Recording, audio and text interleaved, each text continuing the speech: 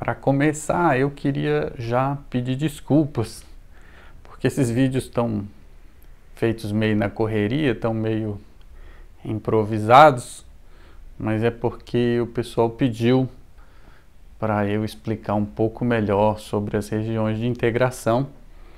Eu já falei sobre coordenadas cartesianas em R2, coordenadas polares em R2, o último foi coordenadas cartesianas em R3, e agora eu queria falar sobre coordenadas cilíndricas em R3, certo?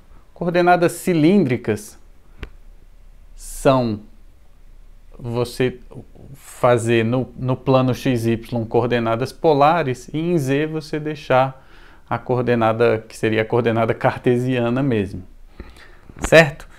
Antes de falar das coordenadas cilíndricas, eu queria ver qual foi a estratégia que eu descrevi no último vídeo sobre essas duas funções aqui, ó, que às vezes elas estão implícitas, né? A região de integração deve estar descrita, a menos de você poder trocar os papéis de x e y, que provavelmente em R3 o problema não vai ser dado trocando essas coisas, porque já está bem complicado, né? Para que complicar mais, né?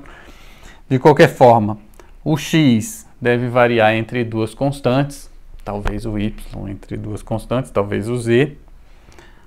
O y vai variar entre dois valores que dependem de x, e o z vai variar entre dois valores que dependem do ponto xy que você pegou no plano XY, né? No plano XY você pega um ponto e vê para aquele ponto essa altura, né? Quanto que varia, o Z, quanto que varia. Certo? Eu desenhei aqui, tentei fazer mais ou menos, você pode imaginar tipo uma asa de avião aqui. E aí o que acontece é assim, o tamanho da asa, o comprimento da asa, ele é dado para você. Então aqui, ó, o X varia de A até B, por exemplo, tá? Não é assim que se faz asa de avião, não, eu acho. Mas o que eu estou dizendo para você é que esses limites aqui, eles provavelmente vão ser entregues para você de uma maneira mais ou menos simples, né? Ou vai dizer, é o plano x, né, igual a uma constante, até o plano x igual a outra constante, essas são as duas constantes, certo?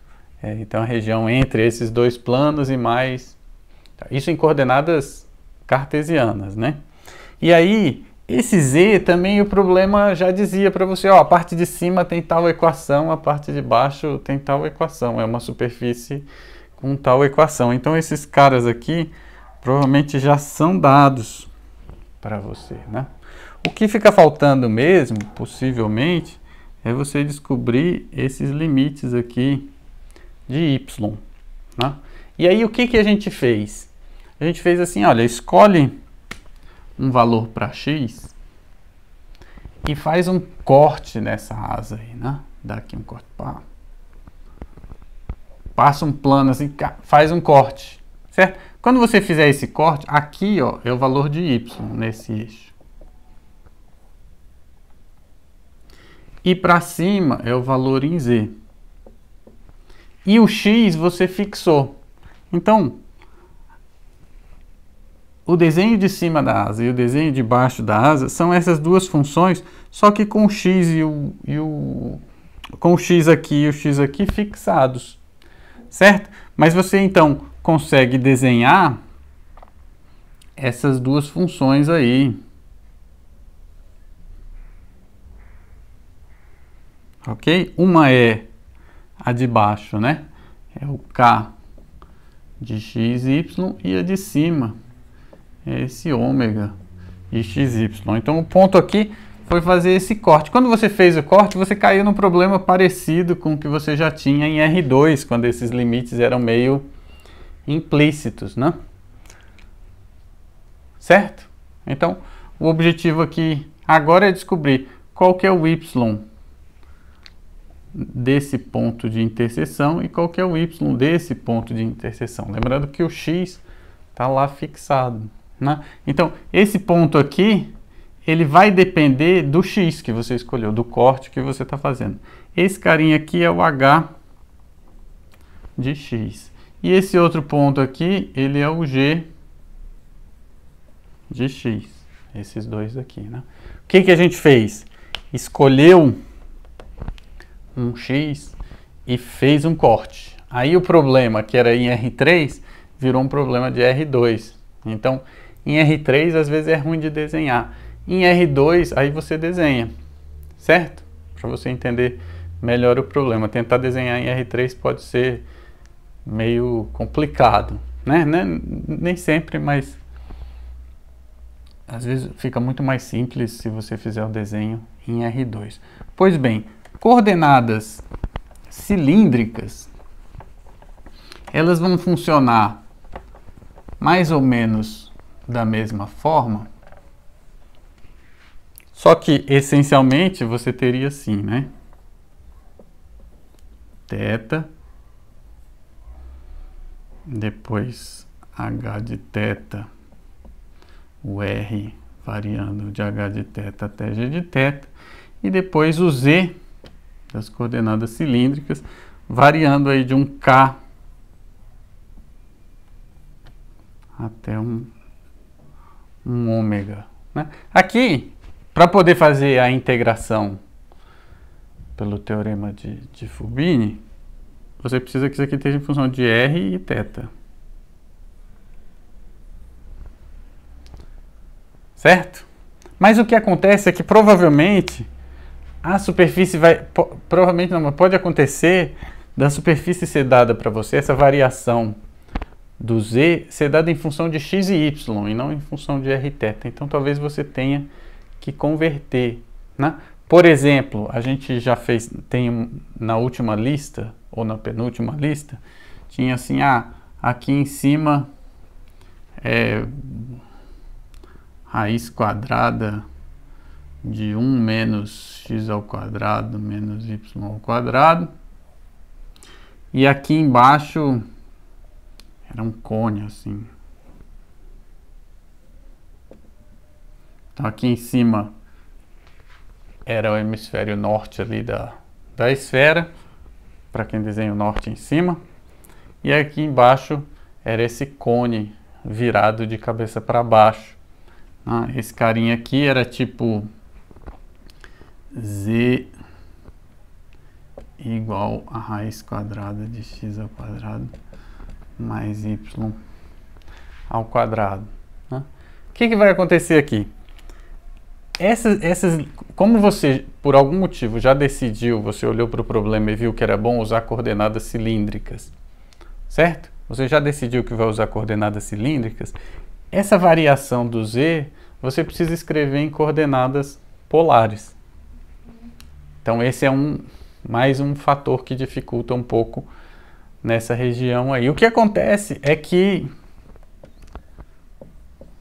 os problemas são feitos para serem fáceis, na verdade, certo? Então provavelmente você já vai bater um olho e vê em algum lugar x ao quadrado mais y ao quadrado.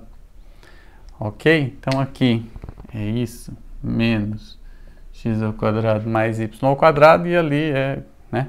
Então, em coordenadas polares fica fácil fazer isso daí, ok? Mas qualquer coisa você põe r cosseno θ, r seno θ, e você vai ter também coordenadas polares. Mas esse é um primeiro fator que dificulta um pouco coordenadas cilíndricas, certo? Agora o resto, na minha opinião, é muito parecido, né? Provavelmente o θ vão ser números fixos, provavelmente vai ser de 0 até 2π, não sei, mas aqui, por exemplo, você vê que o problema tem uma simetria radial, e toda vez que você escolhe um θ, você tem mais ou menos a mesma coisa em todas essas direções, né? Então, olha só, primeiro problema, esses limites aqui do z, ok? Tem que colocar em coordenadas polares. Esse cara aqui provavelmente vai ser dado, como em coordenadas cartesianas, esse cara aqui vai ser dado, só que ele pode ser dado em coordenadas cartesianas e você tem que converter para coordenadas polares, certo? E a variação desse ângulo aí provavelmente já vai ser dado também. De novo, a sua dificuldade provavelmente vai ser descobrir esses limites aqui. O R varia de quanto a quanto, ok? Então, como é que a gente vai fazer para descobrir isso, né? Quando a gente estava com a asa, o desenho da asa que eu já apaguei, o que a gente fez? A gente escolheu um X e fez o corte, certo? Escolheu o X, fez o corte e ficou um gráfico assim, Y e Z, certo? E aqui tinha a curva que você depois determinou, o H de X e o G de X, que são os dois limites que você precisava descobrir. Então, quando você faz um corte, esses dois limites viram só dois números, só que depende do corte, então depende de X, certo? Foi assim que a gente fez, a gente fixou o X e fez o corte. Em coordenadas cilíndricas, você vai fixar o θ e vai fazer o corte, certo? Então, nesse caso aqui, desse cone, olha só, Z é igual, eu vou botar só R, né? Esse é o tamanho do vetor, e aqui é 1 menos R ao quadrado.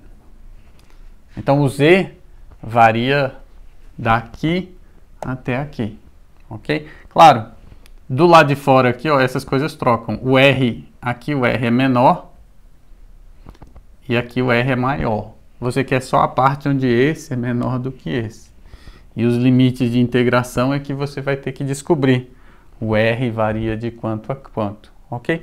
Fixado o θ, quando você faz um corte, você tem agora a mesma coisa que tinha aqui. Z e aqui embaixo R. Certo? Então, nessa região aqui, depois que você faz um corte, eu fiz o corte, está aqui o desenho. Já está aqui o desenho, né?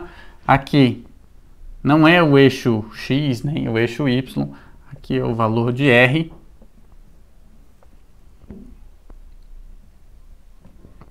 E aqui em cima é o valor de Z. Então, essa reta aqui, Z igual a R. E por cima é essa outra reta aí, raiz quadrada, não sei o que dá um negócio assim, né? E aí você precisa descobrir este ponto de interseção. Como é que você faz isso? Iguala os dois. Igualou os dois, você descobre qual que é o R máximo aí. Então, o R vai variar daqui até aqui. Em coordenadas cilíndricas, provavelmente você está fazendo o problema em coordenadas cilíndricas justamente por causa da simetria radial. Então, provavelmente, esses valores H de θ e G de θ nem vão depender de θ, certo? Aqui, qualquer corte que você faça, passando pela origem, dá a mesma figura aqui, certo? Mas o procedimento, na verdade, é o mesmo. Você fixou o θ, fez o corte, ok? Quando você faz o corte, você tem agora um gráfico de R, Z. Aí você faz do jeito que você fez aqui, descobre o ponto de interseção. Nesse caso específico, o R varia de 0 até esse carinha aqui, que é o R máximo, que é onde esse é igual a esse, ok? Então, coordenadas cilíndricas, tem algumas coisas um pouquinho mais difíceis, tem algumas coisas que são mais fáceis, na verdade. É mais fácil, eu acho. A única coisa que é mais difícil é que os limites de Z provavelmente vão estar em coordenadas cartesianas e você precisa converter para coordenadas polares. Provavelmente você vai bater o olho e vai ter um x ao quadrado mais y ao quadrado em algum lugar, eu acho. Certo? Então, esse cara aqui, a dificuldade da coordenada cilíndrica é que você vai ter que botar ele em coordenadas polares. Qual que é a facilidade? Normalmente você quer dar a volta inteira, então o θ vai variar de 0 até 2π. Tem que tomar cuidado, porque nem sempre é isso que o problema pede. Né? Ele podia fazer 2 cortes e dizer o ângulo varia de tanto a tanto. Ok? Mas provavelmente essa variação do ângulo Ou ela vai ser dada de tanto a tanto, ou vai ser de 0 até 2π.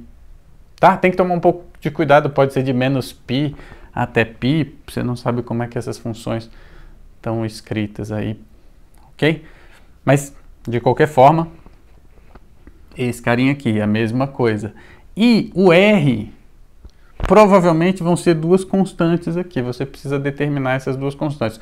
Podem não ser duas constantes. O que você vai fazer?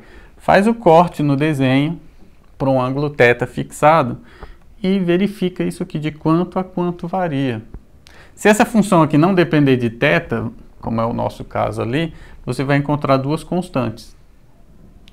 Se ela depender de θ, você vai encontrar uma função de θ aqui e uma função de θ ali. É o mínimo e o máximo, ok?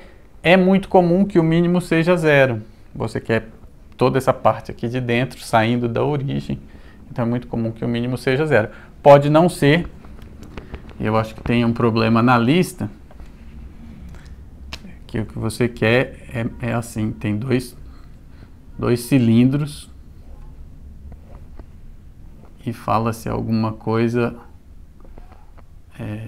ficou ruim, era para ter ido até lá em cima, né?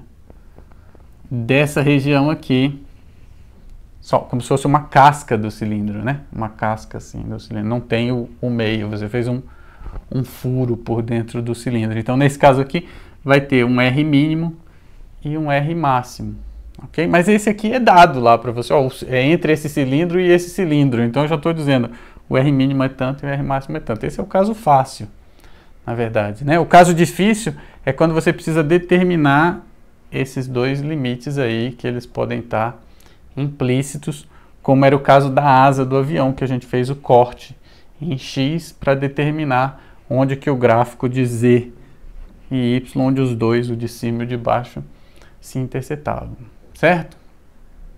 Ok?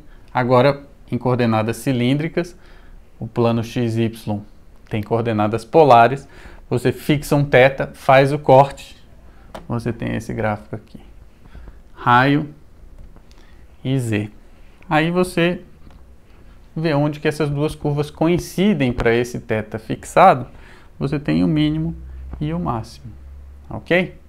Nesse caso aqui, esse mínimo e máximo nem dependem de θ, porque essas duas funções não dependem de θ. Aliás, é por isso que você escolheu trabalhar com coordenadas cilíndricas, certo? Porque não depende de θ, porque tem uma simetria radial, ok? E aí você vai ter uma região bem fácil de integrar, certo? Essas são as coordenadas cilíndricas, ficam faltando só as coordenadas esféricas.